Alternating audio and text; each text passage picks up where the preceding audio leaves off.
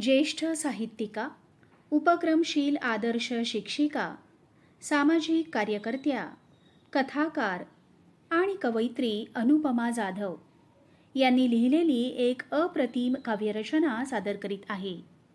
सावित्री. माय सावित्री, किती वर्णावी तुझी थोरवी, तुझ्यामुळेच आम्हाला जगण्याची दृष्टी मिळाली नवी.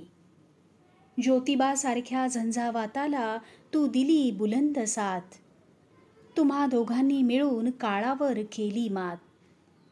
म्हणूनच मानव गुलामगिरीतून मुक्त झाला, अस्पृश्यतेचा कलंक दूर करून तुम्ही वाटला ज्ञानाचा उजेड. सावित्री, तू या देशातील पहिली शिक्षिका, दगड गोटे झेलूनही तू तुझी वाट सोडली नाही. म्हणूनच या देशात क्रांती झाली, शिक्षणाची पहाट घराघरात अवतरली.